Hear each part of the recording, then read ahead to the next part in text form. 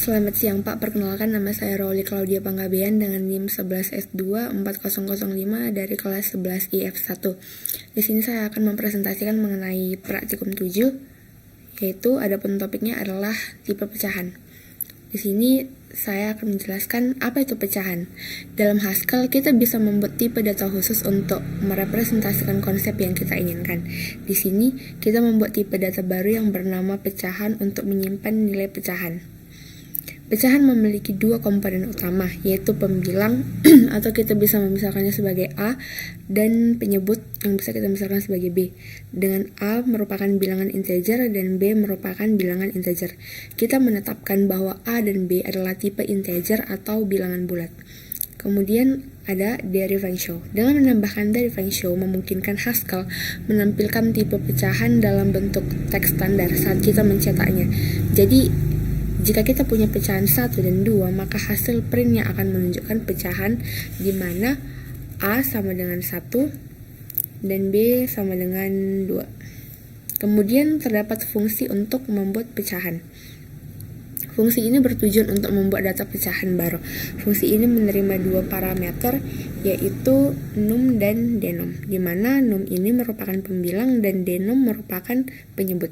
Fungsi ini hanya mengembalikan pecahan dari nilai pembilang dan penyebut yang diberikan. Misalnya, kita membuat make 3 dan 4, maka akan menghasilkan pecahan 3 dan 4. Kemudian terdapat penjumlahan pecahan. Adapun fungsi add p di sini digunakan untuk menambahkan dua pecahan. Penjumlahan pecahan harus mempertimbangkan penyebut dari kedua pecahan tersebut. Contohnya, jika kita memiliki pecahan 1, 3 dan pecahan 1, 6, maka add p akan menghasilkan pecahan 9 dan 18, atau setelah disederhanakan menjadi 12, frekuensi 1, 2, 21. Kemudian ada pengurangan pecahan. Fungsi sub P. Fungsi ini digunakan untuk mengurangi dua pecahan.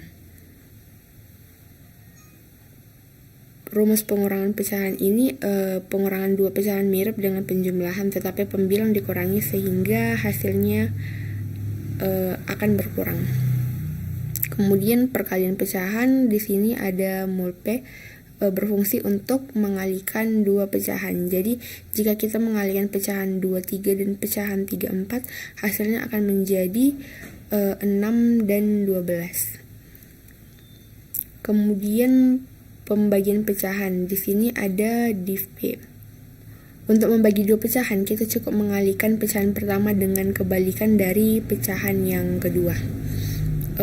Kemudian di sini ada kasus penyebut 0. Ada beberapa kondisi di sini, yaitu yang pertama, jika penyebut dari kedua pecahan adalah 0, hasil yang ditampilkan adalah pecahan 00 sebagai indikator. Dan kondisi yang kedua adalah jika hanya penyebut dari pecahan kedua yang 0, hasilnya juga pecahan 00, karena kita tidak bisa melakukan pembagian dengan 0, karena hasilnya akan menjadi tak tentu. Kemudian fungsi kesamaan pecahan atau is-EQP. Fungsi SQP memeriksa apakah dua pecahan sama atau tidak. Cara yang digunakan adalah dengan menguji kesamaan A1B2 dengan A2B2 dikali B2. Jika keduanya sama, maka pecahan tersebut setara. Kemudian perbandingan pecahan.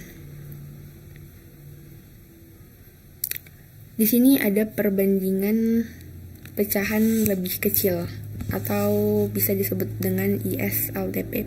Fungsi ISLTP digunakan untuk membandingkan dua pecahan dan menentukan apakah pecahan pertama lebih kecil dari pecahan kedua. Prinsipnya mirip dengan is-EQP, tetapi kita membandingkan apakah A1 dikali B2 lebih kecil dari A2 dikali B1. Kemudian di sini fungsi untuk menampilkan hasil dalam format yang lebih baik. Di sini ada fungsi format result.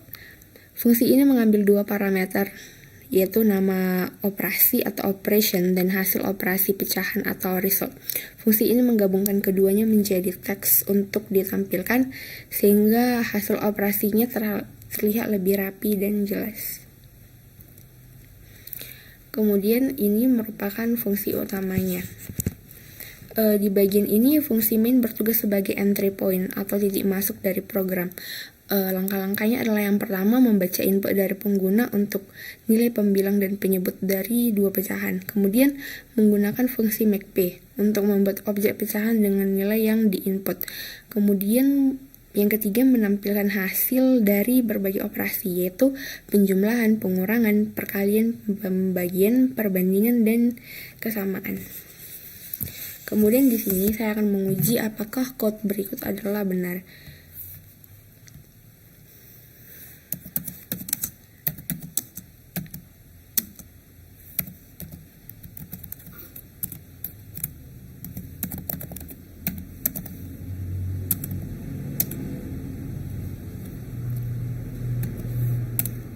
Baik, di sini saya akan memasukkan input berupa angka.